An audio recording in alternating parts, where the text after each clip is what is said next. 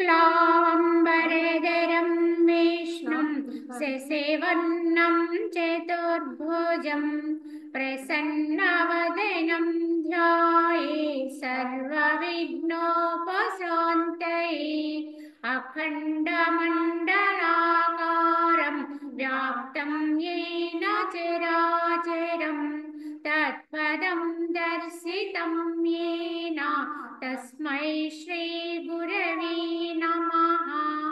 ॐ गुरुर्ब्रह्मा गुरुर्विष्णुः गुरुर्देवो महेश्वरः गुरु साक्षात् परं ब्रह्म तस्मै श्री गुरवे नमः।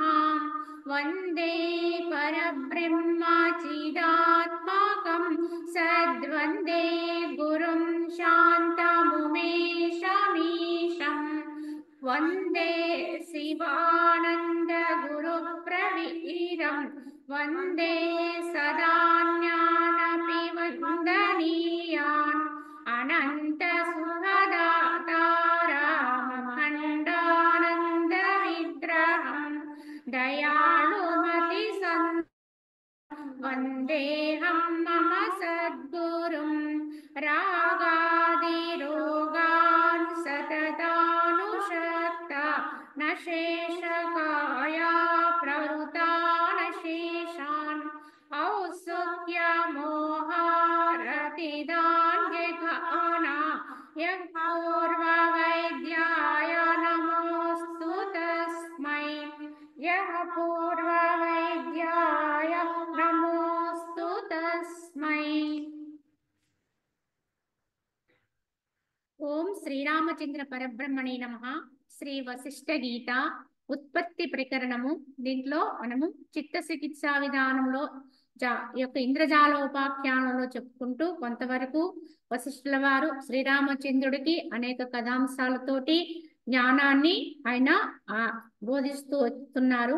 అయితే ఇక్కడ వశిష్ఠ మహర్షి మరలా శ్రీరాముడితో చెబుతూ, ఓ రామచంద్ర, మరల పురుష ప్రయత్నమును ఆశ్రయించి అశుద్ధ చిత్తమును శుద్ధ చిత్తముచే జయించి దుఃఖరహితమైనటువంటి ఆత్మపదము ఆశ్రయించి ఏ శంకయు లేక స్థిరముగా ఉండు అని చెప్పి శ్రీరాముడికి హితవు చెప్పారు. ఏమన్నారు? ప్రబలమైన పురుష ప్రయత్నంతో అశుద్ధ చిత్తాన్ని శుద్ధ చిత్తంతో జయించాలి. ఎందుకంటే చిత్తంలో రెండు భాగాలు ఉంటాయి కనుక ఒకవైపు మంచి ఒకవైపు చెడు చెప్తూ ఉంటుంది. కనుకనే మనసుని మనసుతోటే జయించాలి. కావున అశుద్ధ చిత్తాన్ని శుద్ధ చిత్తము చేత జయించాలి. శుద్ధమైన భావాలు తెచ్చుకుని శుద్ధ సంకల్పాలతోటి మొట్టమొదట అశుద్ధ భావాల్ని అశుద్ధ సంకల్పాలను జయించి క్రమేపీ అసలు చిత్తరహిత్యం అంటే చిత్తము లేని స్థితికి వెళ్ళాలి. ఈ విధముగా నువ్వు స్థిరముగా ఉండని చెప్పి ఆత్మను ఆశ్రయించి స్థిరముగా ఉండు అని చెబుతూ, ఓ రామచంద్ర, నీవు మనస్సును నశింపచేయనటువంటి భావన ఎందే నిమగ్నుడివై ఉండము. కనుకనే మనస్సును నశింపచేయాలి అనుకునేది కూడా ఒక భావనే. కానీ మనస్సు లేని స్థితిలో ఉండాలి అనేటువంటి ఒక ఏకైక భావన చేత మనసునందు ఉండేటువంటి అనేక భావాలను వర్జిస్తూ ఉండాలి. ఈ భావన కూడా ఉంటుంది.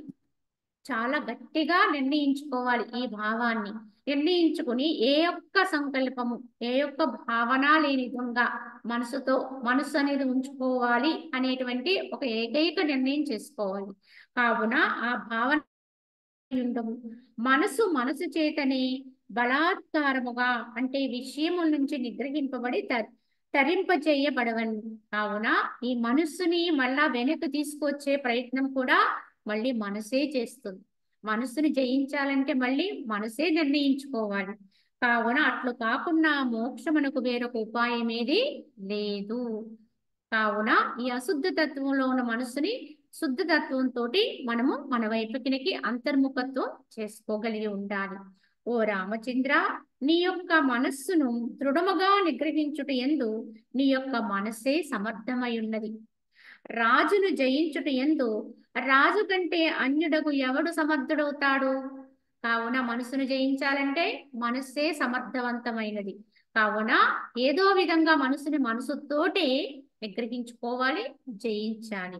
సంసార సముద్ర వేగమున పడి తృష్ణ అనేటువంటి మొసళ్ళచే పట్టుకునబడుచు విషయములనే సుడులచో దూరముగా కొట్టుకుని పోబడుచున్నటువంటి జనులకు తమ యొక్క శుద్ధ మనసే నౌకయ్యున్నది, అంటే దాటడానికి ఉపాయమై ఉన్నది అన్నారు ఇక్కడ.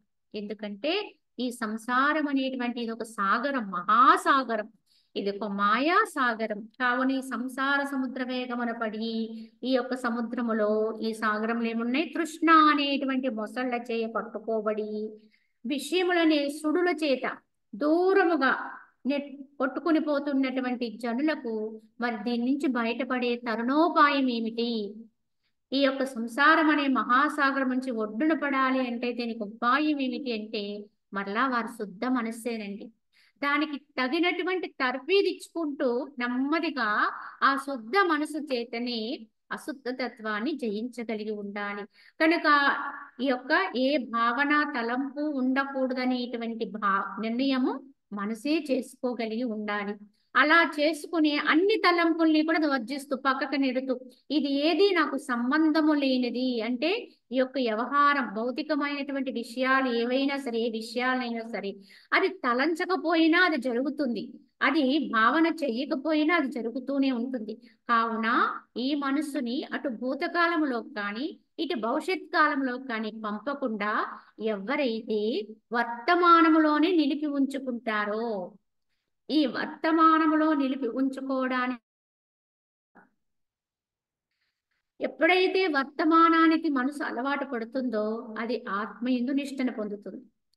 తద్వారా మనోరహిత స్థితి అనేది సిద్ధిస్తుంది. ఇదే మార్గం అండి. ఎవ్వరు తరించాలన్నా మనం ఎంచుకునే మార్గాలు ఏవైనా చివరికి సాధించవలసింది ఏంటంటే ఈ మనోరహిత స్థితి అనేది సిద్ధిస్తేనే బ్రహ్మస్థితి అనేది అనుభవానికి వస్తుంది, ఆత్మానుభవ స్థితి అవుతుంది.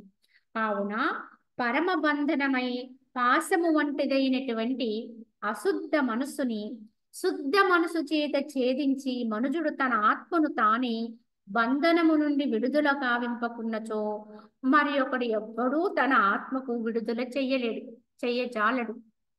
ఇంకొకరెవరో వచ్చి మన ఆత్మబంధాల్ని తెంచలేరు. ఎవరి ఆత్మకున్న బంధనాల్ని వారే తెంచుకోవాలి. దానికి తగిన విధానములో మన మనసుకు మనమే తర్ఫీదిచ్చుకోవాలి, మన మనసుతో మనమే నిర్ణయం చేసుకోవాలి. దానికి ఉపయోగంగా ఉండడం కోసమే ఈ యొక్క సజ్జన సాంగత్యం ఇత్యాది ఆశ్రయించాలి.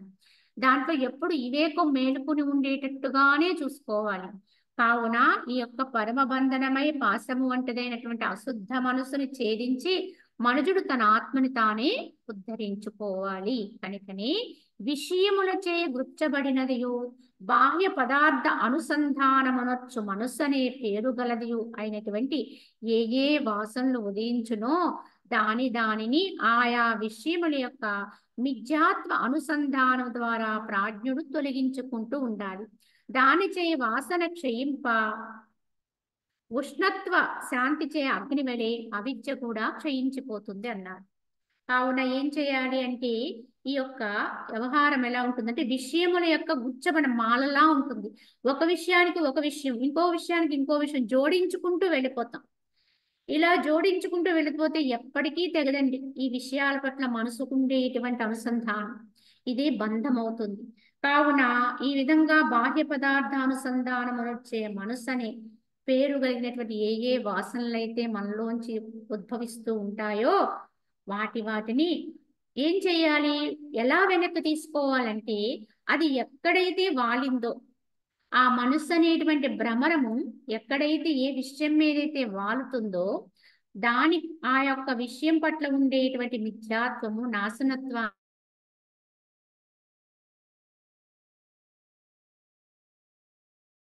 కొరకు, వస్తువుల కొరకు, వ్యక్తుల కొరకు అది వాంఛిస్తూ బయటికి పరుగులు పెడుతూ ఉంటుందో ఆయా విషయాల్లో ఉండేటువంటి అరమణీయత్వాన్ని దానికి ఉన్నదున్నట్లుగా తెలియచెప్పాలి.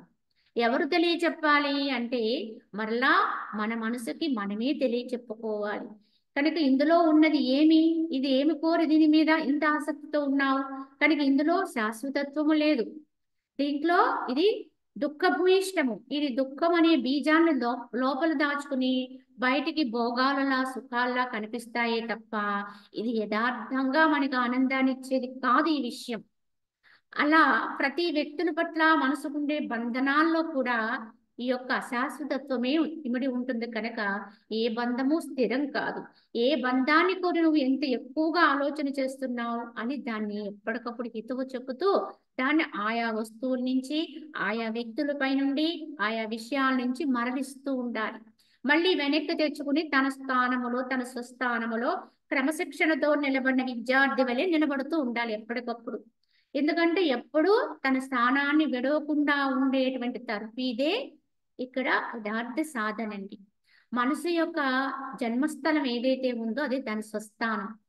ఏమిటి దాని స్వస్థానం అంటే ఆత్మయే. కనుక ఎప్పుడూ మనసులో మనకు పుట్టిన ప్రతి ఆలోచన, వాసన అది లోపల నుంచి బయటకు వస్తుంది తప్ప బయట నుంచి లోపలికి రాదు. కావున లోపల పుట్టినటువంటి సంకేతం బీజం అక్కడ బయలుదేరుతుంది, అదే బయటికి తన్నుకుని వస్తుంది.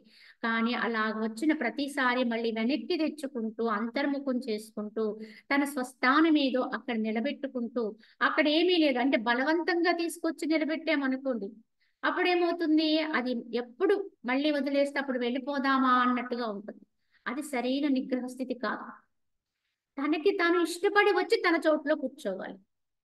తనకి తానే గ్రహింపు చేసుకుని వాస్తవంగా అంది ఏమీ లేదు, అది సత్యం కాదని దాని పట్ల ఉన్న భ్రమలు తొలగి, ప్రియత్వం తొలగి ఎప్పుడైతే దానికదే లోపలికి వచ్చి కూర్చుంటుందో దీన్నే వైరాగ్యము అంటారు. వైరాగ్యము అనే పదానికి అర్థము మనం ఏదో అనుకుంటాం, ఏమీ కాదు. వైరాగ్యం అంటే లేని వాటిని లేనివిగా తెలుసుకుని వాటి నుంచి వెనుదిరగటమే వైరాగ్యం. అశాశ్వతమైనవి ఏవైతే ఉన్నాయో, యథార్థం కానివి ఏవైతే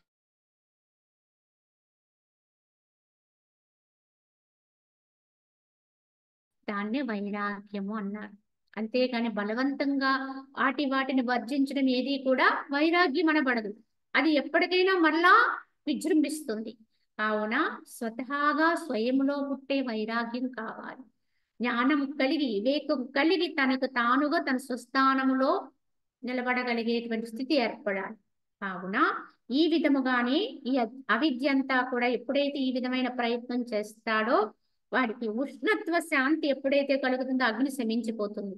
అదే విధముగా వారిలో ఉన్న అవిద్య, అజ్ఞానం కూడా ఇలా చేస్తూ చేస్తూ ఎవరైతే దాని వెనక తీసుకుంటూ ఉంటారో అంతంత వారిలో అజ్ఞానం శమించిపోతుంది. అజ్ఞాన కారణాలైన రాగద్వేషాలు అణిగిపోతూ ఉంటాయి, స్వార్థ భావాలు ఉడిగిపోతూ ఉంటాయి, లోభత్వం అనేది వారిలో క్షయించిపోతుంది. ఇలా అన్ని రకాలుగాను అనర్థాలు కలిగించి అన్ని వారి నుంచి దూరం అవుతాయి. అలాగే ఒక మంచి లక్షణం, మంచి తత్వం వారి చుట్టూ వారితో చేకూరుతుంది. కావున చేయవలసిందల్లా బహిర్ముఖం అవుతున్నటువంటి విషయాల వైపు వెళ్ళిపోతున్నటువంటి మనస్సుని జ్ఞానం చెప్పి యథార్థ తత్వాన్ని దానికి ఉపదేశం చేసి, ఇదే ఉపదేశం అండి. ఈ జ్ఞానాన్ని దానికి తెలియచెప్పి లోపలికి తెచ్చుకుని మళ్ళీ తన స్వస్థానం దాన్ని కూర్చోబెట్టడమే, ఉంచుకోవడమే. ఇదే మనకి ఉపదేశం, ఇదే సాధన. కావున ఓ రామచంద్ర, మొట్టమొదట నీవు భోగ సమూహమును గూర్చిన వాసన్ని వదిలి అటు పిమ్మట భేద భావాన్ని అంటే ద్వైత వాసన్ని, తదుపరి చిత్త విషయమును కూడా వదిలివేసి వికల్పరహితుడవై సుఖముగా ఉండుము. శ్రీరాముని యొక్క స్వతహా అవస్థ ఇదే. అందుకే ఆయనకి అంత వైరాగ్యం, రాఘవ వైరాగ్య వర్ణనలోనే ఆయన ఇన్ని విషయాలు తెలియజేశారు. కానీ శ్రీరాముడు చెప్పే హితవంతా కూడా ఆయనకు మాత్రమే కాదండి, ఈ యొక్క సాధక జనానికి అందరికీ ఉద్దేశించి చెప్తున్నారు కనుక ఏమని చెప్తున్నారు, మొట్టమొదటి ఏం చేయాలి, నువ్వు భోగ సమూహమును గురించినటువంటి వాసనని విడిచిపెట్టు. వాటి పట్ల మనసుకు ఉండేటువంటి సక్తుతని విడిచిపెట్టు. ఏదో అనుభవించాలి, భోగాలు పొందాలి అనేటువంటి దానికి ఉన్న కాంక్షల్ని తెగనాడు. అటు పిమ్మట ద్వైత వాసనని విడిచిపెట్టు. భేదము రెండు అనేది ఇంకొకటి ఉంది అన్నట్టు కాకుండా యథార్థంగా ఉన్నది ఒకటే, అదే సత్యము, అదే ఆత్మ, అదే నేను, అదే సర్వము ఉన్నది పెంపొందించుకో. తదుపరి చిత్త విషయములు వదిలివేసి అప్పుడు ఇంక చిత్తముతో, అప్పటి వరకు కొంత భావనతో చేయాలి ఈ సాధన అంతా. కానీ అది సాధ్యమవుతున్నప్పుడు ఆ ఏ భావన లేని స్థితికి పోవాలి, ఆ భావస్థితి. ఆ విధముగా వికల్పరహితుడవై సుఖముగా ఉండుము అని చెబుతూ తత్వ సాక్షాత్కార రూపముకు భావనచే అవిద్య ఆవరణమును తొలగించుట ఏది కలదో అది వాసనాక్షయం అనబడుతుంది. వాసనాక్షయం అంటే ఏమిటంటే ఈ తత్వ సాక్షాత్కార రూపమైనటువంటి భావనచే అవిద్య ఆవరణాన్ని ఏదైతే తొలగించుకుంటామో,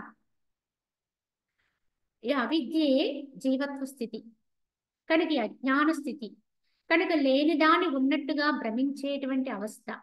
దీన్ని ఎప్పుడైతే మనము తెగనాడుతూ విడిచిపెడుతూ వదిలేస్తూ ఉంటామో అప్పుడు జరిగేదే వాసనాక్షయం. అంటే అది వాసనల్ని క్షయింప చేయటం అంటే వాటి నుంచి ఎప్పుడైతే వాటిలో ఉన్నటువంటి అరమ్యత్వాన్ని తెలుసుకుని వెనుదిరిగే స్థితి ఏదైతే ఉందో అదే వాసనాక్షయం, అదే మనోనాశము, మరియు అదే అవిద్యానాశనము.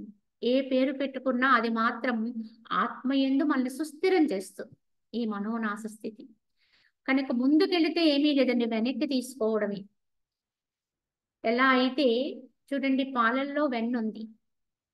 ఆ వెన్నని మనం పొందాలంటే ఎంతో కృషి చేసి పొందుతాం. ఎలా అయితే సర్వము భగవంతుడు ఉన్నాడని చెప్పడానికి నిదర్శనంగానే మనకి పాలు కాచి తోడు పెట్టి చక్కగా దాన్ని రుద్ది ఇన్ని చేస్తే అప్పుడు కనిపించని వెన్న బయటకు వచ్చింది. కానీ ఆ కనిపించిన వెన్నని మనం ఏం చేస్తాము, చిలుకుతూ మజ్జిగ చిలుకుతాం. చిలికిన తర్వాత వచ్చిన వెన్నని ఎప్పుడు కూడా మనము వెనక్కి లాగుతాం, అంటే పోగు చేస్తాం, దగ్గరకు చేస్తాం. దగ్గరకు చేసి దాన్ని ఒక ముద్దగా వెన్న ముద్ద అన్నాం. ఈ వెన్న ముద్దే భగవంతుడికి చాలా ఇష్టం అని చెప్తారు. శ్రీకృష్ణుడికి వెన్న ముద్దలంటే చాలా ఇష్టం. వెన్న ఎందుకు ఎందుకు అంటే అది సారవంతమైనది. పాలన్నీలో కలిసిపోయినటువంటి సారం ఏదైతే ఉందో దాన్ని మనం ప్రత్యేకంగా తీయగలిగాం. ఇప్పటి వరకు అన్నిటిలో కలిసిపోయింది అది, కానీ దానికి ఒక చర్య చేసాం, ఒక క్రియ చేసాం. క్రియ చేయడం వల్ల ఆ పాలని కాయటము, తోడు పెట్టడము, తద్వారా తోడుకోవడము, మరలా దాన్ని వెన్నొచ్చింది. సరే, ఇప్పటి వరకు ఇదంతా చేసాం. చేసిన తర్వాత వచ్చిన వెన్నని మనం ఏం చేస్తాం, ఎప్పుడు గ్రహించుకుంటే దాన్ని వెనక్కి తీసి ముద్దలా చేస్తాం. ఇది చాలా శ్రేష్టం అని చెబుతాం. అంటే ఇక్కడ ఏమిటి అంటే దీన్ని కూడా మనం ఎందుకు వెన్నముద్ద ఇష్టము అంటే ఇదే బ్రహ్మతత్వం అండి. అంతటా అన్నిటా కలిసిపోయినటువంటి ఆ యొక్క బ్రాహ్మీ స్థితి ఏదైతే ఉందో, ఆ యొక్క ఆత్మస్థితి ఏదైతే ఉందో, దేహం లోపల దేహం వెలుపల సర్వము నిండిపోయి ఉండి అంతర్యామిగా ఉన్నటువంటి ఆ ఆత్మని, అంటే ఆ బ్రహ్మమును మనం పొందాలి అంటే ఏం చేయాలి, దానికి తగినటువంటి సాధనాక్రమం ఉండాలి, చర్య ఉండాలి, క్రియ ఉండాలి. అందుకే మనకి ఆ విధమైనటువంటి ప్రయత్నం చేయండి, ఈ విధమైన ప్రయత్నం చేయండి, యోగ మార్గంలో ప్రయత్నం చేయండి, శ్వాసగతిని గమనించండి, ఇన్ని మార్గాలు మనకి ఉపదేశం చేశారు. కానీ వీటన్నింటి యొక్క ఆంతర్యం ఏమిటి, అందులో ఉన్న సారాన్ని పట్టుకోవడం. ఈ సారం అంతా దొరికితే ఏం చేయాలి, ఆ సారం దొరికింది, అది పడింది వెన్న, కానీ మనం ఏం చేద్దామన్నప్పుడు దాన్ని మళ్ళా విచ్ఛిన్నం చేయకూడదు, దాన్ని కలుపుకోవాలి, ఏకం చేయాలి, దాన్ని ఒక ముద్దలా చేసుకోవాలి. అదే కదా అందరం చేసేది. అలానే ఈ మానసిక స్థితిని కూడా విచ్ఛిన్నం చేసి అనేకానికి విభజిస్తే అది అలా వెళ్ళిపోతుంది. దానికి కొంత సాధనా క్రమంలో దానికి కొంత జ్ఞానం వస్తుంది, దానికి అన్ని కూడా అర్థమవుతూ ఉంటే, కానీ అప్పుడు మనం చేయవలసిందంటే లోపలికి లాక్కునేటువంటి ఒక క్రియ అనేది మాత్రం తప్పనిసరిగా అన్ని వైపుల నుంచి కూడా దాన్ని లోపలికే తీసుకోవాలి, దాన్ని ముద్దలా చేయాలి, అది భగవంతుడికి సమర్పణ చేయాలి. ఇది ఎప్పుడైతే ఈ రకంగా చేయబడిన వెన్న ముద్ద లాంటి మనస్సు, అంటే అన్నిట్లోంచి వెనక్కి తీసేసి అన్నింట్లో ఉన్న సారాన్ని గ్రహించేసుకుని అది వెనక్కి తిరిగి ఎలా అయితే సారవంతమైపోయి ఉంటుందంటే జ్ఞానపూర్వకమైపోతుంది అప్పుడు మనస్సు. అది ఈ జ్ఞానపూర్వకమైనటువంటి మనస్సుని మనం ఒక ముద్దలా చేసి దాన్ని వెనక్కి తీసుకుని ఏకం చేసి పరమాత్మకు, అంటే నాయందు నేనై ఉన్న బ్రహ్మమునకు అర్పణ చెయ్యగలిగితే అదే నిజమైన నైవేద్యం అండి, ప్రసాదం అవుతుంది. ఇది పెట్టాలి పరమాత్మకు నైవేద్యం అంటే ఇదండి యథార్థముగా. అంతేకాని మనం బయట వండి పెట్టేటువంటి నైవేద్యాలు ఒక భగవంతుని ఒక విగ్రహ రూపంగా మాత్రమే దర్శించి అనేక వండి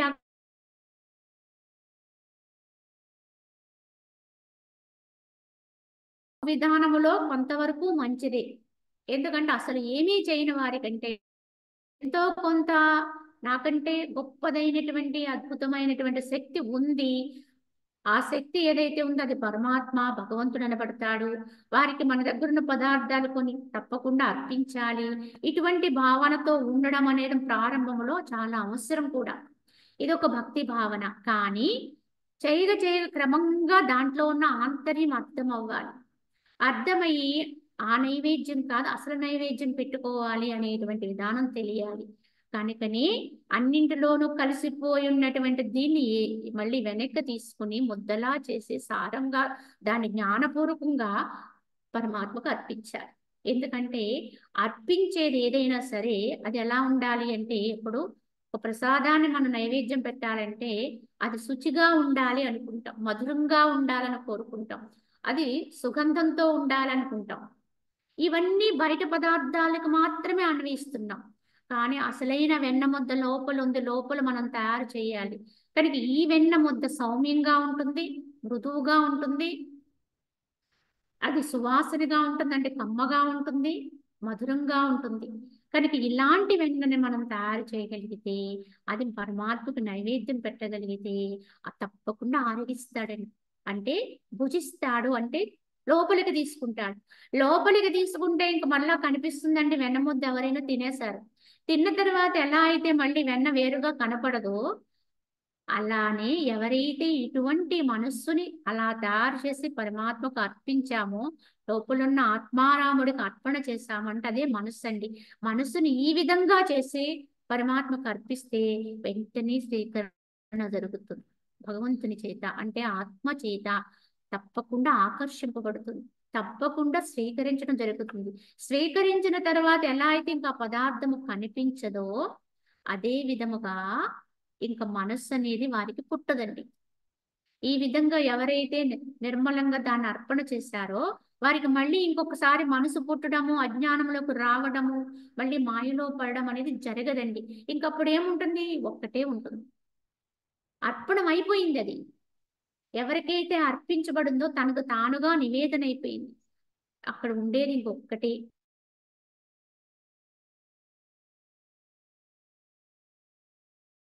ఆ యొక్క శ్రీకృష్ణుని యొక్క చరిత్రలో ఆయన వెన్నముద్ద ఇష్టపడేవారు, ఇంట్లో కూడా తిరిగేవారని చెప్తారు. ఈ గోపికలే నిజ భక్తులండి, నిజ సాధకులు.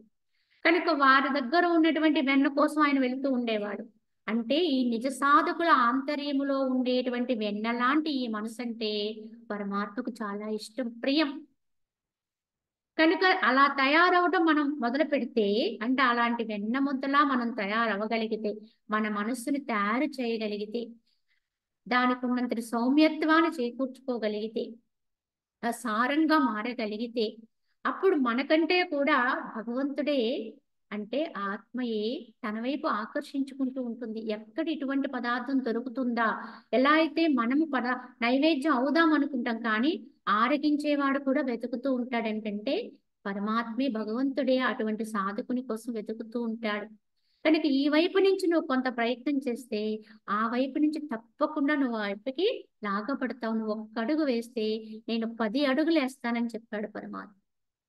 కావున ఎలా తయారవ్వాలో అలా తయారవ్వడమే మన వంతండి.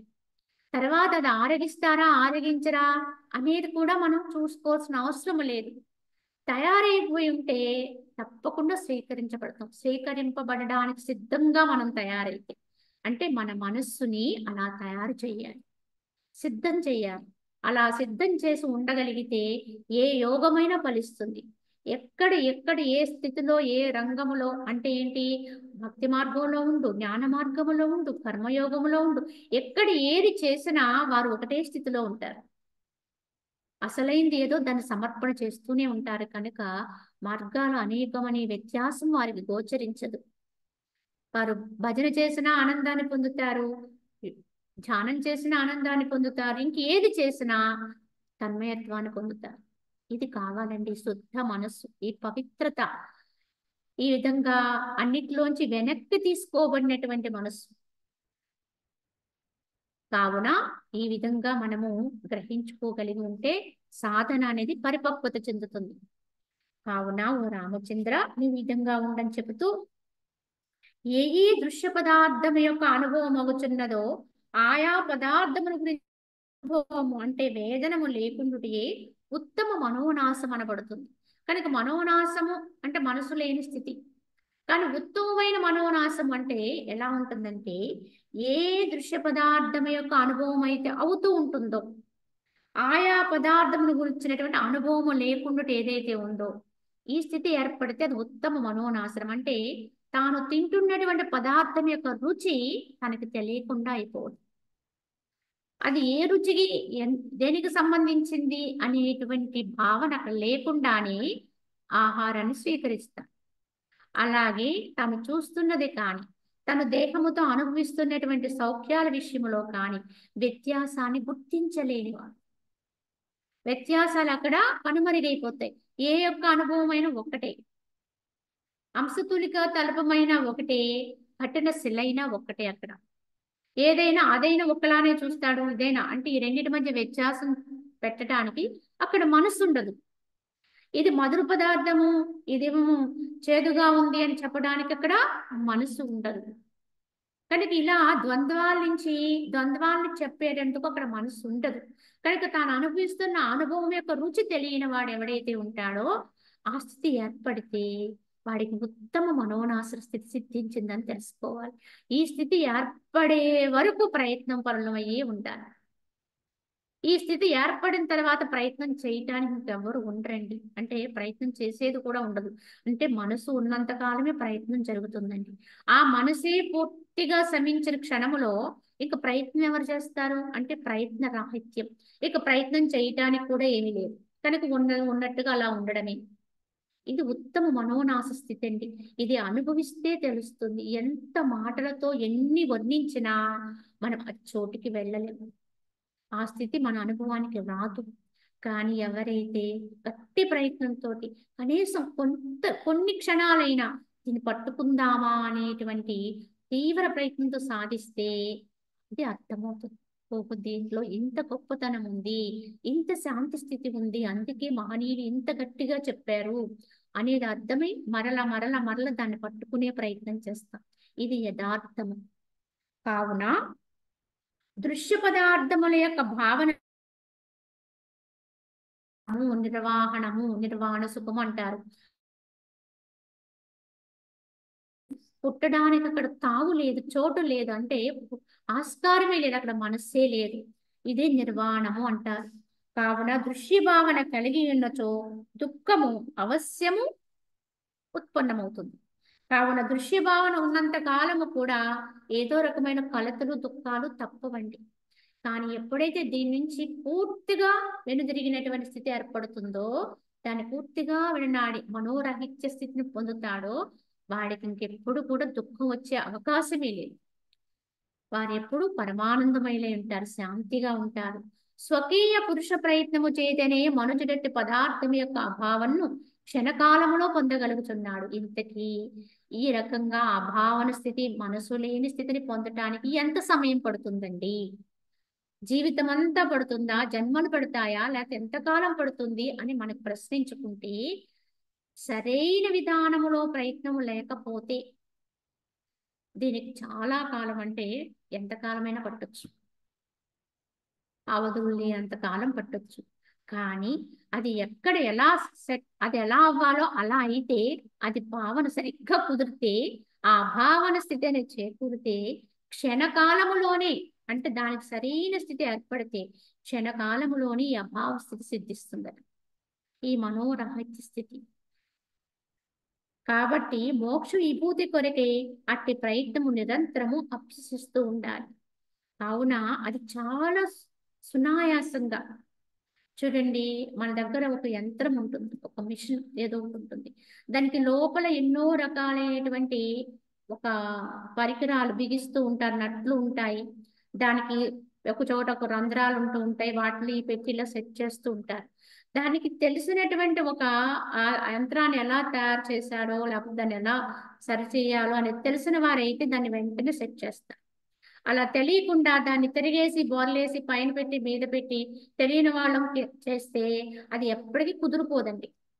అంటే ఎక్కడ అది సెట్ చేయాలో, ఏ రంధ్రంలో దాన్ని పెట్టాలో, ఈ బోల్ట్ని తీసుకెళ్ళి ఎక్కడ పెట్టాలో, ఎక్కడ బిగించాలో అక్కడే దాన్ని చేరిస్తేనే ఇది సెట్ అవుతుంది. అది సరిగ్గా కుదురుకుంటుంది. అంటే కరెక్ట్గా అది సరిపోతుంది. అది చేయకపోతే అది ఎంతకాలం చేసినా అది సరిగ్గా కుదిరినంత వరకు కూడా సెట్ కాదండి. అదే విధంగా భావన కూడా అంతే. అది సరైనటువంటి అవగాహనలో పడిన క్షణములో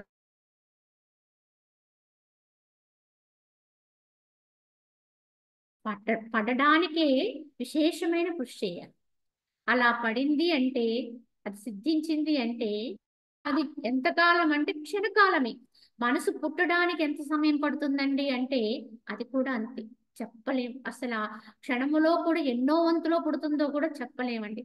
ఎలా పుడుతుందో కూడా తెలియదు. ఎప్పుడు పుట్టిందో కూడా తెలియదు. అదే మాయ. అలా మనలోంచి ఉద్భవించి అది అలా వ్యవహారంలోకి వెళ్ళిపోతుంది. విజృంభించేస్తుంది. అది ఎలా అయితే పుట్టిందో అలానే అణిగిపోతుంది. ఎంత తక్కువ సమయంలో అది ఉద్భవిస్తుందో అంటే అసలు లెక్కింపలేనంత తక్కువ సమయంలో ఎలా అయితే అది పుట్టిందనుకుంటున్నామో పుట్టిందని తెలుసుకోవడానికి కూడా మనకి సమయం మిగలదు అక్కడ. అలానే చివరికి ప్రయత్నంతో మనం సాధనలో నిరంతర ప్రయత్నం చేస్తే అది అణగటానికి కూడా అది లయించడానికి కూడా అంతే తృణ సమయం అంటే చాలా స్వల్పం. గుర్తించడానికి వీలైన సమయంలో అది మళ్ళీ తప్పకుండా లయత్వాన్ని పొందుతుంది. కానీ దానికి మధ్యలో మనము దానికి సరైన విధానం కల్పించడానికి ఎంతో సాధన చేయవలసి ఉంటుంది. ఎలా అయితే ఒక సూది ఇచ్చి మనకి ఒక దారాన్ని గుచ్చమంటే మనం ఏం చేస్తాము? ఆ సన్నని రంధ్రంలోకి దారం పడాలి అంటే చాలాసేపు ప్రయత్నం చేస్తాం. కానీ చేయగా చేయగా ఎప్పటికో ఒకప్పటికి అది సరిగ్గా ఆ రంధ్రం దగ్గరికి ఆ సూది కొన వెళ్ళింది, ఆ దారపు కొన వెళ్ళిన వెంటనే అది అవతలికి వెళ్ళింది. ఇంతకీ ఈ తంత్రములో నుంచి ఈ దారపు కొన ఎంత కాలములో బయటకు వచ్చిందండి అని ప్రశ్నిస్తే అది కాలం ఏం లేదండి. ఆ రంధ్రములోకి ఆ దారపు కొన వెళ్ళడము, ఆ రంధ్రం బయటికి వెళ్ళడం ఒకేసారి అయిపోతుంది. దానికి సమయం చెప్పడానికి ఉండదు. కానీ మరి ఇప్పటి వరకు మనం చేసిన ఎంత ప్రయత్నము దాని కొరకే. కనుక ఇది వ్యర్థమా అంటే వ్యర్థం కాదు. ఇదంతా చేస్తూనే దాన్ని పొందాలి. అలాగే ఈ మనోరహిత స్థితిని పొందటానికి కూడా సాధకుడు అంతకంటే ఎంతో కష్టపడాలి. దాన్ని సాధించటానికి. తెచ్చినట్టే తెచ్చుకుంటాం. అది వచ్చినట్టే వస్తుంది. జారిపోతుంది. ఎప్పుడు వెళ్ళిపోయిందో తెలియదు. కానీ ఒక్కసారి పట్టుబడితే మాత్రం ఆ కీలకం తెలిస్తే పదే పదే దాన్ని నిలపడానికి ప్రయత్నం చేయొచ్చు. ఓ రామచంద్ర, ఏ ఏ విషయములు వాని పొందు ఉపాయములు నీ మనస్సునందు కలవో వానినన్నింటినీ నీవు మిథ్యగా ఎరింగి బీజముకు మనస్సును అజ్ఞాన వాసనా సహితముగా త్యజించి వేచి ఆత్మానుభవామృత తృప్తుడవై హర్షశోకాది ద్వంద్వములను పొందకుండా ఉండు. కావున ఓ రామా, ఎలా దీన్ని సమీంప చేసుకోవాలో దానికి ఇంకా ఉపాయాలు చెప్తున్నారు. ఏంటంటే ఏ ఏ విషయాలు వాణ్ణి పొందే ఉపాయాలు మన మనసులో ఉంటాయో ఇవి తప్పకుండా ఉంటాయండి. సాధారణ మానవులందరిలోనూ కూడా ఈ ఉపాయాలు ఉంటాయి. ఏ ఉపాయాలు అంటే విషయాలు, వస్తువులు, వ్యక్తులు ఇవన్నీ భౌతికంతో ఉండేటువంటి బంధం. ఇదంతా ఉంటుంది కనుక వాటిని పొందటానికి మనసు అనేక ఉపాయాలు ఆలోచిస్తూ ఉంటుంది. వారి విషయాల్లో వాటి విషయాలు ఎన్నో రకాలైనటువంటి మనిషి ఇక్కడే ఉంటాం అంటే దేహం ఇక్కడే ఉంటుంది, మనసు ఎక్కడో ఉంటుంది. ఏవో అంటే అది ఎప్పుడు తరాల ముందు నుంచి అంటే అటు భూతకాలంలోకి వెళ్ళిపోయినా ఆలోచిస్తుంది, ఇటు భవిష్యత్తు వైపోయినా వెళ్ళి ఆలోచిస్తుంది. ఎన్నో రకాల భావాలు పొందుతూ ఉంటుంది.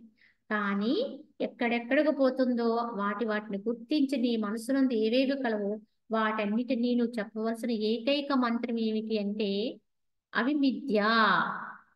నువ్వు వెళ్ళేవే విషయం అది ఎప్పుడు అలా ఉండదు. అలాగే నువ్వు తలచేవే ఒక తలంపు ఏదో ఒక వస్తువు గురించి అది ఎప్పుడు ఉండేది కాదు. అందులో అది సత్యము కాదు. దాని విలువ నువ్వు కట్టుకున్నావు తప్ప యథార్థముగా దానికి విలువ ఉందని తలస్తే విలువ ఉంది మనసు. అది దాని పట్ల ఏ భావన లేకపోతే భౌతికంలో ఏ వస్తువుకి విలువ లేదు.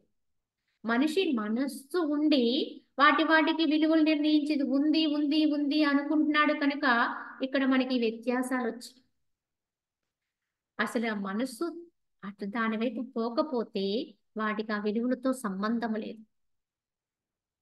వాడికి అవేవి ఉపయోగించేవి కావు కూడా.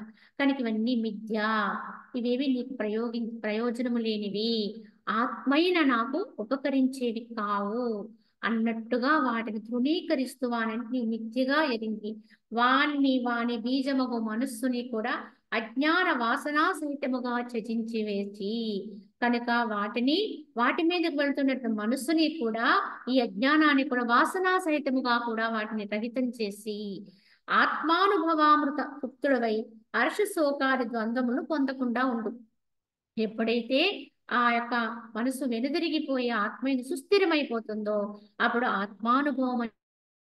ఆత్మానుభవమునందు ఆనంద తృప్తుడు అయిపోయి హర్షము శోకము లేని వాడివై ఆనందంగా ఉండు అని చెప్పి శ్రీరాముడితో చెబుతూ, అవిద్య వాస్తవముగా లేకపోయినప్పటికీ వివేక విజ్ఞాన శూన్యులకు జనుల దృష్టి యందు పరమార్థ సత్యం వలె దృఢతరముగా ఉన్నది.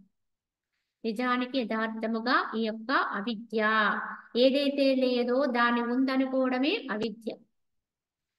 కానీ ఇది నిజానికి సత్యం కాదు. లేని దాన్ని ఉన్నట్టుగా అనుకున్నంత మాత్రాన అది సత్యం అవ్వదు. కానీ దాని పట్ల మనకు ఉండేటువంటి నమ్మకం మాత్రం చాలా దృఢంగా ఉంది. ఎందుకంటే ఎంత కాలంగానో దాన్ని నిజం నిజం నిజం అని నమ్ముతూ వచ్చాం, అబద్ధాన్ని సత్యంగా నమ్ముతూ వచ్చాం, అసత్యాన్ని అవాస్తవాన్ని వాస్తవంగా నమ్ముతూ వచ్చాం. ఈ యొక్క చాలా కాలం బహుకాల ఈ విశ్వాసం వల్ల నమ్మకం వల్ల అది గట్టిపడిపోయి దృఢపడిపోయింది ఆ నమ్మకం. ఇప్పుడు హఠాత్తుగా మనకి మహనీయులు చెప్పే వాక్యాలు కావచ్చు, శాస్త్రవాక్యాలు కావచ్చు, ఇవన్నీ అవి లేవు కావు అని చెప్పినా ఈ మనసు అంగీకరించదండి, అంత తొందరగా ఒప్పుకోదు. ఒప్పుకున్నా దాన్ని వదలటానికి ఇష్టపడదు. కనుకనే దీనికి శని నెమ్మదిగా మెల్లమెల్లగా క్రమంగా వాటి నుంచి విడదీసే ప్రయత్నం చేయాలి. మళ్ళీ మనసుతోటి హితవు చెప్పుకుంటూ దానితోటి విచారణ చేయించుతూ నెమ్మదిగా వాటి నుంచి దానికి ఉన్న పట్టుని సడలించాలి. ముందు వాటి పట్ల దానికి ఉన్నటువంటి పటుత్వం, ఇంతకు ముందు అది గట్టిగా నమ్మి ఉంది కనుక, దృఢంగా నమ్మి ఉంది కనుక విశ్వాసంతో గట్టి పట్టుగా ఉంది. కానీ ఇప్పుడు దాని యందు విలువ లేదు, అవి యథార్థం కాదు అనేటువంటి సత్యాన్ని దానికి బోధిస్తూ వస్తే క్రమంగా ముందు విషయాల పట్ల వాటి పట్ల దానికి ఉన్న పటుత్వం తగ్గుతుంది. ఇంతకు ముందు అదే ఇంకా అంతకు మించింది మరొకటి లేదన్నట్టుగా వాటి పట్లే రమిస్తూ ఉంది మనసు. కానీ ఇప్పుడు అది ఏదైనా ఎలా అయినా సమంగా తీసుకోగలిగే సమస్థితి ఏర్పడుతుంది. క్రమంగా ఈ సమస్థితికి వచ్చిన మనసే ఆత్మయందు స్థిరపడగలుగుతుంది. జగత్తులో ఉండే ద్వంద్వాల్ని ఎప్పుడైతే మనము సర్దుకుపోయే లక్షణాన్ని పొందుతాం, ఏదొచ్చినా పర్వాలేదన్నట్టుగా వాడిని తీసుకోగలుగుతూ ఉంటామో వాడే తన అంతర్ముఖత్వ స్థితిలో నిశ్చలుడు కాగలుగుతాడు. కానీ వీటిని పట్టుకునే ఉన్నామనుకోండి, మనసు అటే పోతుంది. ఎవరితైనా ఇంతే, ఎవరి మనసైనా ఇలా వదిలేస్తూ ఉంటాం, విడిచిపెడుతూ ఉంటాం. కావున వివేకవంతుల దృష్టి ఎందదు పరమార్థముగా లేనందున వంద్యాపుత్రుని వలె నామమాత్రమునకే వారిచే అంగీకరించబడినది కాబట్టి ఇక అవిద్యయచట. కావున ఈ భౌతిక ప్రపంచం యావత్తు కూడా వారి దృష్టిలో లేదు అనే తత్వ విచారణ ద్వారా వాడు ముడిపరుచుకున్నా చూచే వాళ్ళకి అది ఉంటుందండి. బయట వాళ్ళకి అది నమ్మి ఉంటారు కనుక నమ్మి ఉన్నంత కాలం అది ఉంటుంది. కావున వారు ఎలా తీసుకుంటారు దాన్ని అంటే, వివేకవంతుల దృష్టి ఎందది పరమార్థముగా లేకపోవడం వల్ల వంధ్యాపుత్రుని వలె, అంటే వంధ్యాపుత్రుడు అనేవాడు అసలు ఉండడండి. ఎందుకంటే వంధ్యరాలు అంటేనే బిడ్డలు లేదు, బిడ్డలు లేని వాళ్ళకి మళ్ళీ పుత్రుడు ఏమిటండి అంటే అది అసత్యము అని ఎలా అర్థమవుతుందో అలా ఈ జగత్తుని కూడా అలా గ్రహిస్తారు.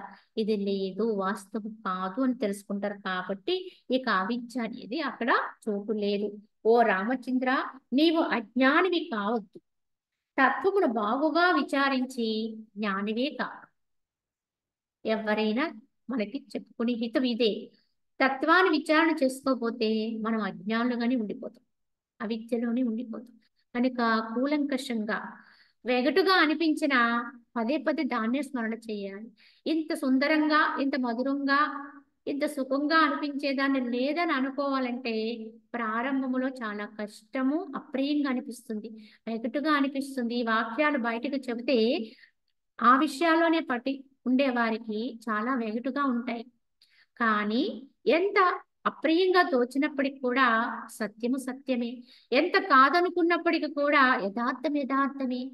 మనం ఎంత గుడ్డిగా నమ్మి ఉన్నా ఏదో ఒక రోజున అసత్యం అసత్యమయ్యే తీరుతుంది తప్ప మనం నమ్మేం కదా అని చెప్పి సత్యం అయిపోదు కదా.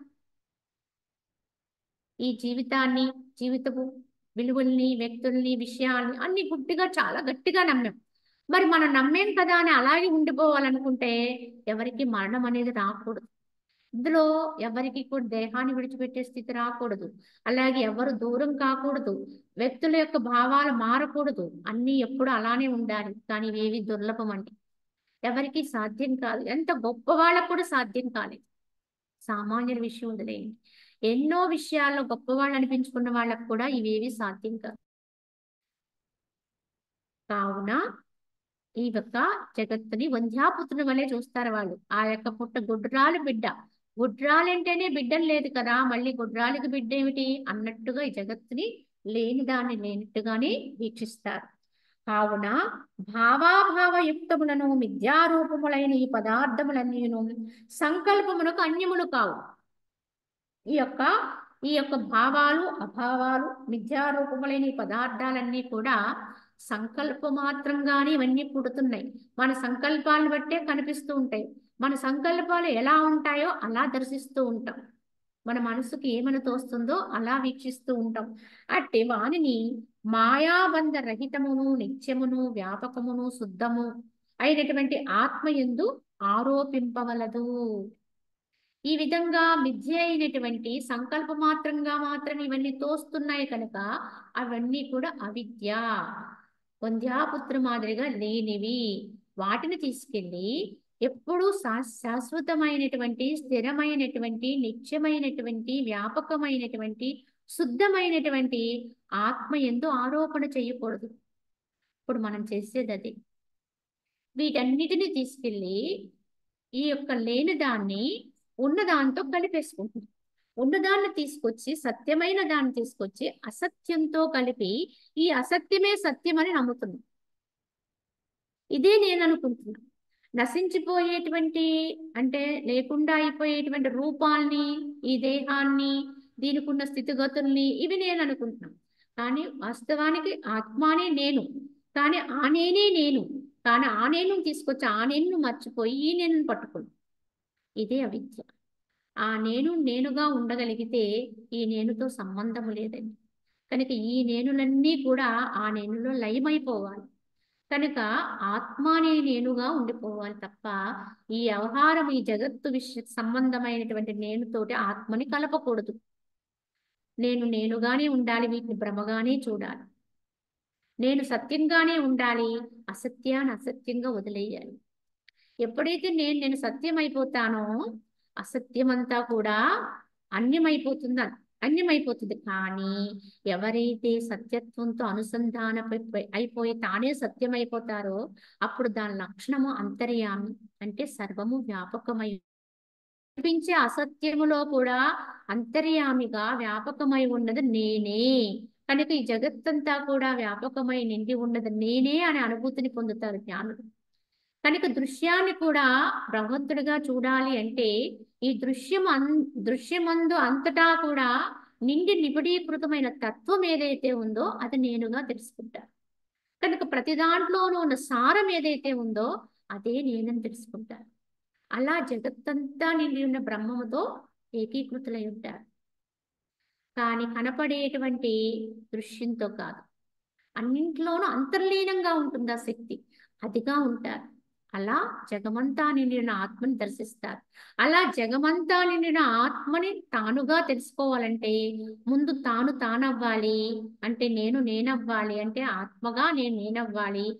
ఈ సమస్తమైనటువంటి అంటే భ్రమ ఏదైతే ఉందో, ఈ యొక్క దృశ్య జగత్తు ఏదైతే ఉందో, భ్రమాపూర్వకమైన నాశవంతమైనది ఏదైతే ఉందో దాన్ని అన్యంగా తెలుసుకోవాలి ముందు.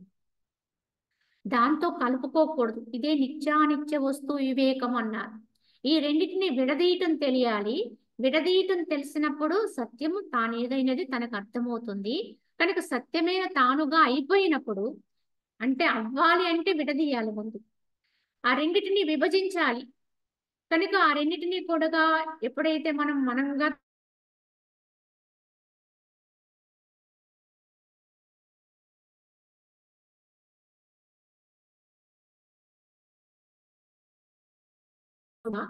అసత్యమని పక్కకు నెట్టాడో అప్పుడు తెలుసుకుంటాడు అన్నింటిలోనూ కూడా, అసత్యములో కూడా, భ్రమామాత్రంగా కనిపించే వాటిలో కూడా ఆధారంగా ఉన్నది నేనే. కనుక అన్నింటికీ కూడా మూలము నేనయ్యున్నాను, సర్వము నిండి ఉన్నది నేనే అని సర్వ జగత్తుని తానుగా తెలుసుకుంటాడు. అప్పుడు తానుగా వ్యాపకమైనటువంటి శక్తిగా తెలుసుకుంటాడు. ఇదే యథార్థ జ్ఞానం అండి, అభేద జ్ఞానం. ఇది పరిపూర్ణత్వాన్ని సూచిస్తుంది ఇటువంటి జ్ఞానం. కనుక భేదం ఉన్నంత వరకు అజ్ఞానం ఉంటుంది, ప్రయత్నములో అజ్ఞానం ఉంటుంది, సాధనా క్రమంలో కొద్ది అజ్ఞానం ఉంటుంది. క్రమంగా ఎప్పుడైతే పరిపూర్ణమవుతుందో జ్ఞానము, అప్పుడు అజ్ఞానం అనేది రహితమవుతుందో అప్పుడు భేదం అనేది రహితమైపోతుంది. ఆ భేద దృష్టి అప్పుడు దేన్ని చూసినా, ఎక్కడ చూసినా, ఎవరిని చూసినా, ఏ వస్తువును చూసినా దాని దాని యందు భాషించేటువంటి ప్రజ్ఞ ఏ ఉందో అది నేనే అనే సత్యాన్ని అనుభవంగా తెలుసుకుంటారు. అదే అప్పుడు సర్వాంతర్యామి తత్వం వస్తుందండి. అప్పుడే సర్వభూతదయ కలుగుతుంది. అన్నింటిలోనూ ఏకమైన తన్ను తాను వీక్షించడమే సర్వభూతదయ. ఇటువంటి స్థితి పరిపూర్ణ జ్ఞానవంతులకి అనుభవంగా అందుతుందని చెప్తారు మహానుభావులు. ఎప్పటికైనా సామాన్య మానవుడు కూడా ఒక మహానుభావుడు అవ్వాలంటే ఇదే స్థాయిని అందుకోవాలండి. ఇది తప్ప వేరా ఏ రకమైనటువంటి అర్హతలతోటి కూడా మహనీయులు కాలేమండి. అవన్నీ భౌతికములో వచ్చే పదవులు, అశాశ్వతమైనవి, తాత్కాలికమైనవి. వాటి ద్వారా పరమానందం అనేది చేకూడటం అనేది దుర్లభము. కానీ ఏకత్వానుభూతితో వచ్చే ఆనందమే అదే అందరికంటే అందరికీ కూడా అనుభవించవలసిన ఏకైకమైనటువంటి లక్ష్యం అండి అది. కావున ఓ రామచంద్ర, వాస్తవముగా నీవు కర్తవు కావు. ఈ క్రియలందు నీకు మమకారమేలా? ఒకే అద్వితీయ పరమాత్మ వస్తువు ఉండి ఉండా ఇక ఏది ఎట్లు ఎవరిచే చేయబడగలదు? నేను చేశాను అనుకుంటున్నా. వాస్తవానికి ఓ రామా, నువ్వు కూడా ఏమి చేయలేదు, నేను కూడా ఏమీ చేయలేదు. చేయటానికి ఇంకొకళ్ళు ఉంటే మనము కర్మ అనేది సిద్ధిస్తుంది, అంటే కర్తగా ఉంటాం. కానీ యథార్థముగా ఒక అద్వితీయ పరమాత్మ వస్తువే ఉంది. రెండు లేనటువంటి ఏకమైనటువంటి ఉన్నది అదొక్కటే, మరొక్కటి లేనే లేదు. ఉంది అనుకుంటే భ్రమ, సత్యమైనది మాత్రం ఒక్కటే ఉంది. కనుక అటువంటి పరమాత్మ వస్తువు ఉండి ఉండా ఇక ఏమి ఎట్లు ఎవరిచే చేయబడగలదు? చేయటానికి ఇంకోటి ఏముంది? ఉన్నది నేను ఒక్కడినే అయితే ఇంకొకటి ఎందుకు? ఎవరిని ఇంకొకరు ఉంటే పోని వారితో మాట్లాడతాం, లేదా వారిని ఏదో చేస్తాం, లేదా ఇలా ఉంటుంది, వారి దగ్గరికి వెళతాం, ఇలా మనం చెప్పుకోవచ్చు. ఇంకా ఎవ్వరూ లేరు, ఉన్నదే నేను, నిండిపోయి ఉన్నాను సర్వము అన్నప్పుడు ఇంకా దాంట్లో క్రియ ఏముంటుంది చెప్పండి? దానికి కర్మ ఏముంది? కర్త ఏముంటాడు? అక్కడ ఎవ్వరు ఉండరు. కర్త కర్మ క్రియ అనేటువంటి భేదం అక్కడ సమసిపోతుంది. అలాగే కాలాల యొక్క భేదం సమసిపోతుంది. భూతకాలం, భవిష్యత్ కాలం, వర్తమాన కాలం, ఏ కాలము లేదా అన్ని కాలాలు ఒక్కటే, అన్ని క్రియలు ఒక్కటే అన్నట్టుగా అయిపోతుందండి. ఇదే యథార్థ జ్ఞానం. ఎచ్చట అంతయు ఇంద్రజాలమై మాయామయమై వస్తు శూన్యమై ఉన్నదో కోరిక మరియు అచట చాచ్య గ్రాహ్య దృష్టులెట్లు సంభవిస్తాయి? ఎచటైతే అంతా కూడా ఏకమైపోయి, అదంతా కూడా వస్తు శూన్యమైపోయి ఒక్కటిగానే, అంటే అలాంటి స్థితి ఒకటి ఏర్పడింది అనుకోండి, అక్కడ ప్రత్యేకంగా ఇంకొక వస్తువు లేదండి, ఉన్నది ఏకం, శూన్యం, ఇంకొకటి అంటూ లేదు. మరి అటువంటప్పుడు దాన్ని గ్రహించుకుంటూ ఉన్నది నేను ఒక్కటే, ఇంకా ఏమీ లేదు, దానికి ఒక రూపము లేదు. అప్పుడు ఇంకా దేని మీద కోరిక? దేన్ని వాంఛిస్తాం? దేన్ని కోరుతాము? కనుక అచ్చట త్యాజ్యము గ్రాహ్యము అనే దృష్టిలు ఎట్లు ఏర్పడతాయి?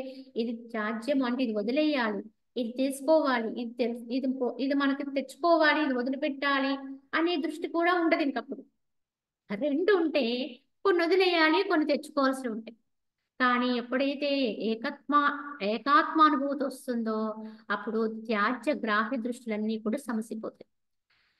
ప్రారంభములో అన్నీ ఉంటాయండి. సాధకుడుగా ఉన్నవాడికి కూడా సాధ్యము పొందే పర్యంతము కూడా భేదం ఉంటుంది. కనుక తెచ్చుకునేవి తెచ్చుకోవాలి, మంచి తెచ్చుకోవాలి, చెడ్డ వదిలేయాలి, శుభవాసన కలిగి ఉండాలి, అశుద్ధ వాసన వదిలేయాలి. అలాగే మనసు లేని స్థితి పొందాలని ఏకైక ఒక నిర్ణయంతో ఉండాలి, మిగతా అన్ని వదిలేయాలి. ఇలా కొన్ని పట్టుకుంటాం, కొన్ని వదిలేస్తాం. కానీ చివరికి సిద్ధించేటప్పటికి వాస్తవముగా తాను తానైపోయినప్పటికీ అక్కడ ఏకమైనటువంటి స్థితి అనుభవానికి వచ్చినప్పటికీ ఇంకా అక్కడ వదిలేదే లేదు, పొందేదే లేదు. రెండిటికి అతీతమైనటువంటి దృష్టి వచ్చేస్తుంది, ఆ స్థితి ఏర్పడుతుంది. ఇటువంటి మహనీయులు, ఇటువంటి జ్ఞానులు, అవధూతలు చెప్పాలంటే వారికి ఇంకేమి ఉండదు. చాలా అరుదుగా, బహు అరుదుగా ఉంటారు. బహూనాం జన్మనామంతే జ్ఞానవాన్ మాం ప్రపంచతే. అనేక జన్మల యొక్క పరిపక్వత వల్ల వచ్చేటువంటి అవస్థ. కావున ఆ విధంగా ఈ అవిద్యను వృద్ధి చెందినట్టు జనులు కాంచినను వాస్తవముగా అది వృద్ధిని పొందుట లేదు. విషము కలిపిన లడ్డు వలె విచారింపని కారణము చేతనే అది మొదట మధురముగా తోస్తుంది, కానీ తుదకు మహాభయంకరముగా దుఃఖకరముగా పరిణమిస్తుంది. అజ్ఞాన కారణంగానే మనము ఈ అవిద్యని ఇది ఇంకా వృద్ధి చెందుతుంది, బాగుంది, లేకపోతే ఇది ఇంకా అభివృద్ధి చెయ్యాలి. ఇప్పుడు మనం చేసేటువంటి విధానం అంతా ఇదేనండి. మనము ఏ క్రియలు చేసినా, ఏ రకమైన సత్కర్మాచరణ చేసినా, భగవత్కర్మ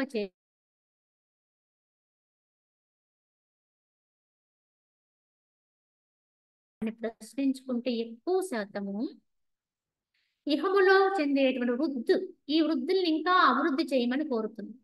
దీన్ని ఇంకా గొప్పదిగా చేయమని కోరుతున్నాం. ఇక్కడ ఏవో ఫలితాలు రావాలని వాంఛిస్తున్నాం. ఏవో కోరుతూ ఆ కోరికలతోటే మనం ఇన్నాన్ని క్రియలు చేస్తూ ఉంటాం. కానీ యథార్థంగా ఆలోచిస్తే ఇదే లేదు కదా, ఇదే మాయ కదా, ఈ మాయని ఇంకా వృద్ధి చేస్తే వచ్చే లాభం ఏముంది? లేని దాన్ని ఇంకా మనం ఎంత గట్టిగా కోరి దాన్ని ఎంత గొప్పదిగా చేసుకున్నా ఆత్మకు, సత్యమైన ఆత్మకు వచ్చే లాభం ఏమున్నది? ఇది తెలుసుకుంటే ఈ యొక్క భౌతికముల వ్యవహారం అంతా కూడా త్యాగపూర్వకంగా ఉంటుందండి. ఎందుకంటే పనికిరానట్టుగా తెలుసుకున్నాం కనుక ఏదైనా సరే వదలటానికి వాడు సిద్ధంగా ఉంటాడు. దేనికి వాడు ఇచ్చే విలువేం ఉండదు. కనుక ఏది కూడా స్వార్థం ఉండదు, నాది అనే చింతన ఉండదు. ఇదే వారు పరిపూర్ణమైనటువంటి త్యాగంతో జీవిస్తూ ఉంటారు. కానీ అది తెలియకపోతే స్వార్థం వచ్చేస్తుంది. ఇది గ్రహించుకోకపోతే ఇంకా నేనే అనుభవించాలి, నేనే పొందాలి, నేనే వృద్ధి చేసుకోవాలి, నాకు సంబంధించిన వాళ్ళు ఇంకా వృద్ధిలోకి రావాలి, వాళ్ళు ఇంకా ఏదో కలగాలి, వీళ్ళకి ఇది కావాలి అన్నట్టుగా దాని కొరకే ప్రయత్నం చేస్తాం, దాని కొరకే మనసున పెట్టి ప్రార్థన చేస్తాం, భగవంతుని వేడుకుంటాం, లేకపోతే ఇంకేదో చేస్తాం. అవన్నీ తీరుతాయండి అంటే తీరుతాయి. ఎందుకు తీరుతాయి అంటే ఈ యొక్క మనసు యొక్క శక్తి చేత తీరుతాయండి, ఎవరి వల్ల తీరు. మనసు గట్టిగా ప్రయత్నం చేస్తే ఏదైనా సాధ్యం చేసుకోగలుగుతుంది. అలాగే ఇహములో మనం పొందే లాభాలన్నీ కూడా ఎవరి వల్ల తీరుతున్నాయి అంటే యథార్థంగా అయితే మన మనసు వల్లే తీరుతుంది. మన మనస్సుకు ఉన్నటువంటి గట్టి కాంక్ష వల్లే తీరుతుంది ఆ ప్రయత్నం. భగవంతుడు కావాలి అనేటువంటి గట్టి కాంక్ష ఉన్న వాడికి అది సిద్ధిస్తుంది. కానీ అదే మనస్సుని వ్యవహారములో పెట్టి, భౌతికములో పెట్టి, విషయాలస్యంతో ఉంటూ వాటి అభివృద్ధి కోసమే నిరంతరము మనం శ్రమిస్తూ ఆ మనసుని దాని కొరకే పెట్టామనుకోండి, అవన్నీ వస్తాయండి. అందుకే నువ్వు ఏది కావాలనుకుంటే అది వస్తుంది అని చెప్పడం. దీనికి ఆలవాగ్గా మనం ఏం చేస్తాము, ఎవరినో ఒకళ్ళు నెపంగా పెట్టుకుంటాం. ఒక భగవంతుడు యొక్క రూపాన్నో, నామాన్నో, లేకపోతే ఇంకొకటి విధానాన్నో, ఒక గురువునో, లేకపోతే విధానములు మనకి అక్కడికి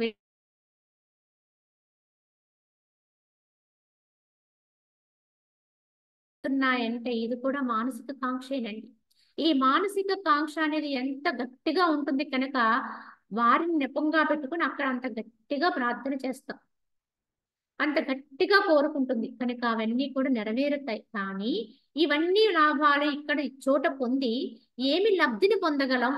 యథార్థంగా ఆలోచిస్తే, సాధకుడుగా, నిజ సాధకుడుగా ఆలోచన చేస్తే ఉపయోగం ఏమున్నది? వీటిని ఇంత పెంచి అంత పెంచి ఇంత గొప్పవాళ్ళుగా ఉండి ఏదో ఒక రోజుకి మనం మన యొక్క ఈ స్థానాన్ని అంటే మనం ధరించినటువంటి ఈ పాత్రని ఏమీ కాకుండా వదిలేసి వెళ్ళిపోవాలి. ఏదో ఒక రోజున ఇక్కడే ఈ చోటే అది పడిపోతుందే.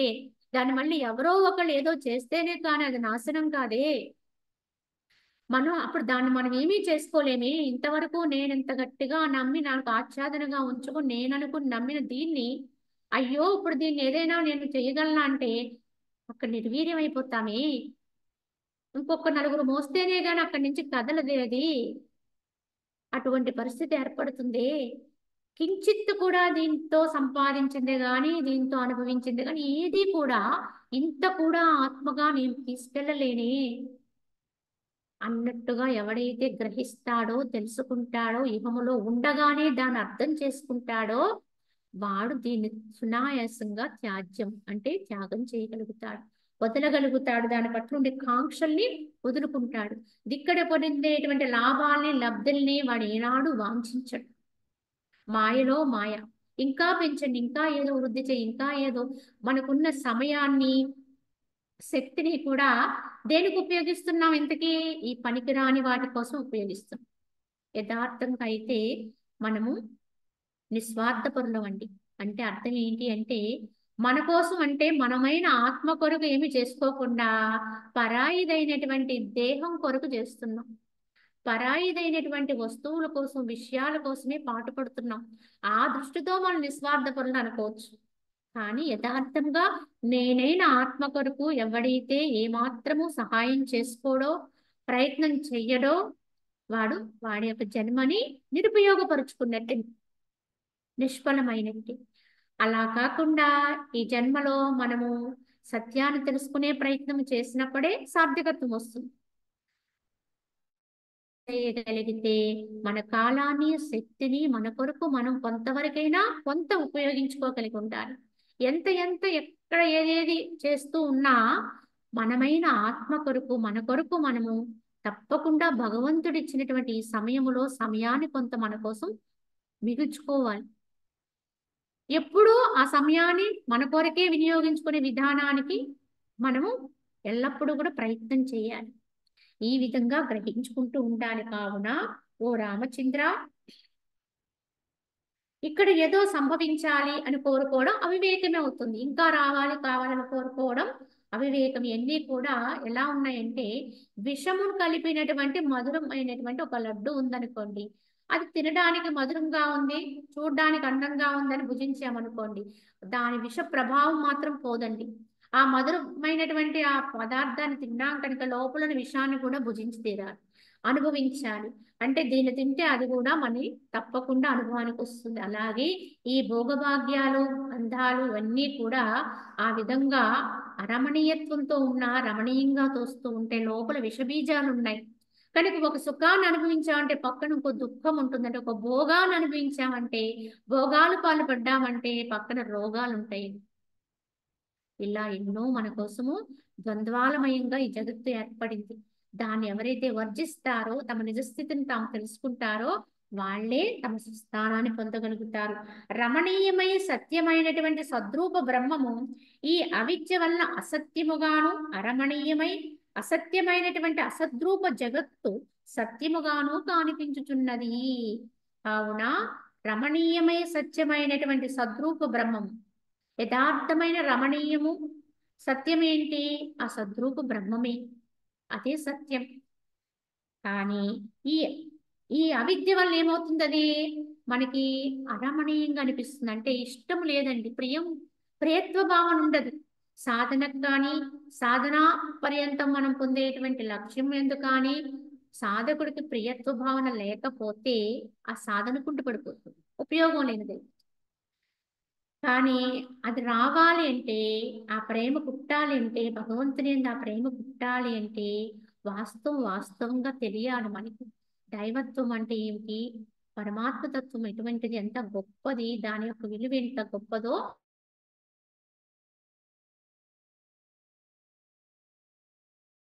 జగత్తుని మాత్రం, అసత్యమైన జగత్తుని మాత్రం సత్యంగా తీసుకుంటాం, దీన్ని ప్రేమిస్తాం, దాన్ని వదిలేస్తాం. దీని కొరకు చాలా సమయాన్ని వెచ్చిస్తాం.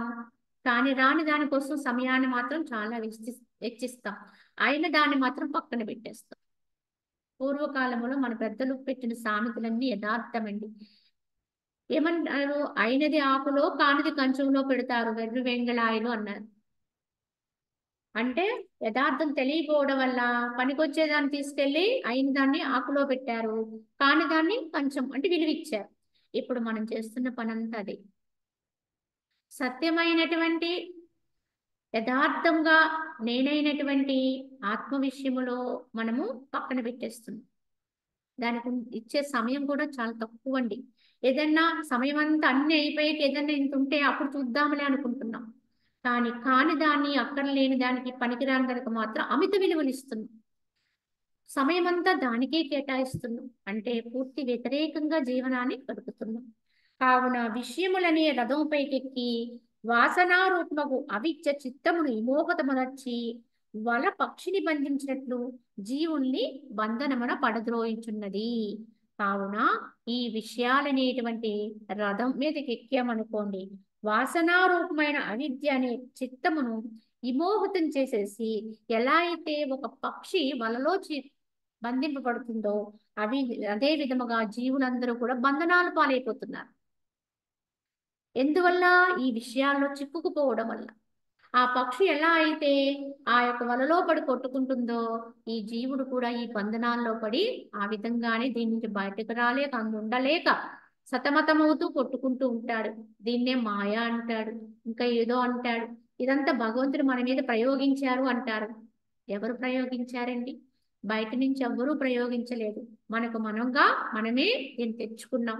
కనుక వివేక బుద్ధి చే ప్రయత్నపూర్వకముగా విషయ బుద్ధిని బాగుగా అరికట్టవలేను.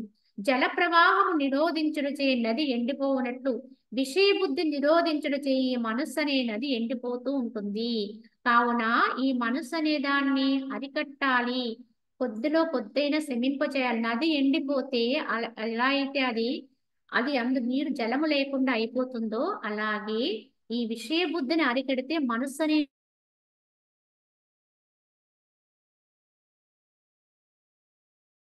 అనేటువంటి నది కూడా నెమ్మదిగా హరించుకుపోతుంది, తరిగిపోతుంది, జలము లేకుండా అయిపోతుంది. అప్పుడు దాన్ని నది అని కూడా అనలేమండి, అంటే మనస్సు అని కూడా అనలేము. కానీ దానిలో ఎప్పుడూ విషయాన్ని పోగు చేస్తూ ఉంటే ఆ మనస్సే పెద్ద నదిలాగా ఉప్పొంగుతుంది అని చెప్పి, ఈ విధముగా వశిష్ఠుల వారు శ్రీరాముడికి జ్ఞానాన్నంతటిని కూడా ఎదిగిస్తే, ఇప్పుడు శ్రీరాముడు అంటారు, ఓ మునీంద్ర, మిథ్యారూపమును అల్పమును తుచ్చమును అవస్తువగు ఈ అవిద్య జగత్తును అందప్రాయం చేస్తుంది కదా. ఎంత ఆశ్చర్యము! ఈ లేనిది వచ్చి ఇంత భూతంలాగా జగత్తునంతటినీ కూడా అందప్రాయం, అంటే కళ్ళుండి కూడా చూడలేకుండా అయిపోతున్నాం కదా. ఇది ఎంత ఆశ్చర్యకరం!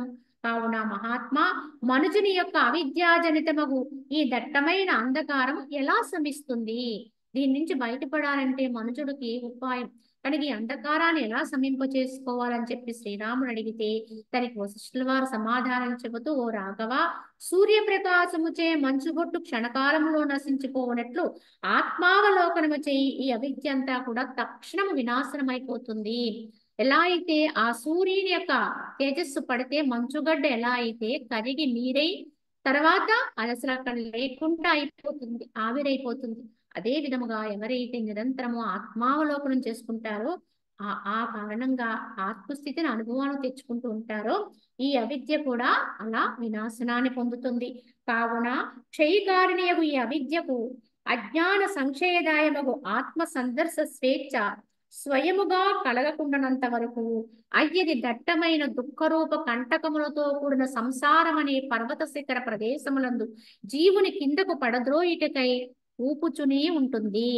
కావున ఈ యొక్క క్షయకారిణి ఇది నాశవంతమైనది. అటువంటి ఈ అవిద్యకు అజ్ఞాన సంశయదాయమైన ఆత్మ యొక్క సందర్శన స్వేచ్ఛ స్వయముగా కలగనంత వరకు, అంటే ఈ అజ్ఞానం అనేది ఎటువంటిదంటే క్షయకారకం. కానీ అక్షయమైనటువంటి పరమాత్మ యొక్క అనుభూతి స్వయముగా అనుభవానికి రానంత వరకు కూడా ఈ అవిద్య ఎల్లప్పుడూ కూడా జీవుణ్ణి కంటకములతో కూడినటువంటి పర్వతం నుంచి కిందకి దొర్లించడానికి సిద్ధంగానే ఉంటుంది. ఈ సంసారం అనే మహాపర్వతం, ఆ పర్వతానికి మళ్ళీ ఎన్నో కంటకాలు ముళ్ళు ఉన్నాయి. అంటే ఆ పర్వతం మీద నుంచి దొర్లితే వాడికి తప్పకుండా వాటి బాధను పడాలి. అలాగే ఈ సంసారం అనే ఎన్నో సుఖాలు, దుఃఖాలు, బాధలు, ఆవేదనలు ఇలా ఎన్నిటి నుంచో దొర్లుకుంటూ అన్నిటిని అనుభవిస్తూ ఉంటాడు జీవుడు. కనుక అవిద్య నశించనంత వరకు, ఆత్మస్పర్శ తగలనంత వరకు జీవుడికి గతి తప్పదు, ఎన్ని జన్మలకు వెళ్ళినప్పటికీ కూడా. కావున ద్వాదశ ఆదిత్యను ఉదయించిన తోడనే దిక్కులందు ఎల్లడలా అంధకారము రసించిపోయినట్లుగా సర్వవ్యాపియు బోధ స్వరూపముగా ఆత్మానుభవము కలగకనే ఈ అవిద్యయు నశించును. కలగగానే అవిద్య నశిస్తుంది. కనుక సూర్యోదయం అయితే ద్వాదశ సూర్యులు ఉదయిస్తే దిక్కులందు ఉన్నటువంటి అంధకారం అంతా కూడా ఎలా అయితే తరలిపోతుందో, అదంతా ప్రకాశంతో నిండిపోతుందో, అదే విధముగా ఈ బోధ స్వరూపముగా ఆత్మానుభవం ఎప్పుడైతే అనుభవంగా కలుగుతుందో అప్పుడు అవిద్య కూడా పటాపంచలైపోతుంది.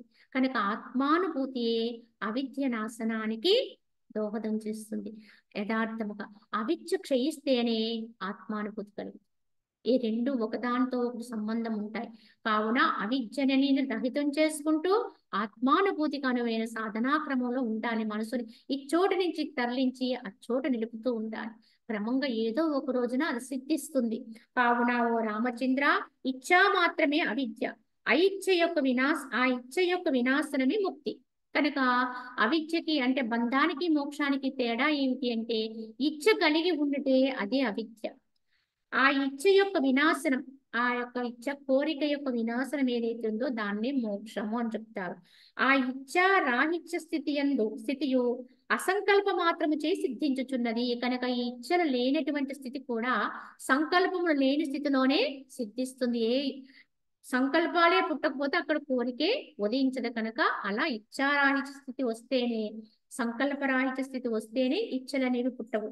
చేతనాత్మేనే సూర్యుని యొక్క మహోదయముచే కామాది వాసననే చీకటి నశింప మనస్సనే ఆకాశముని ఏ కొంచెము అవిద్యావరణ రూపము నలుపుదనం ఉన్నను అది క్షయించిపోవచ్చున్నది అని చెప్పారు. కావున ఈ చేతనాత్మ అనేటువంటి సూర్యుని యొక్క మహోదయము చే అంటే ఆత్మ యొక్క ఉదయము చేత ఈ యొక్క చీకటంతా కామాది వాసనలని చీకట్లన్నీ కూడా పటాపంచలైపోతాయి.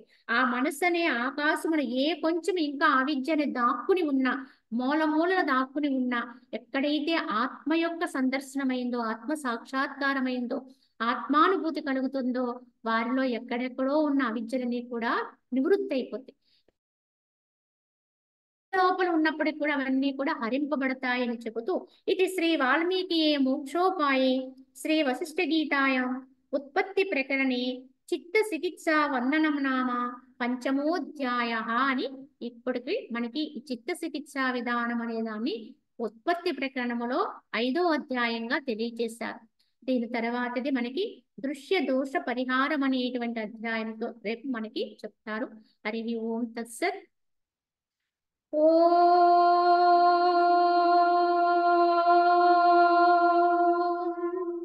असतो मा सद्गमया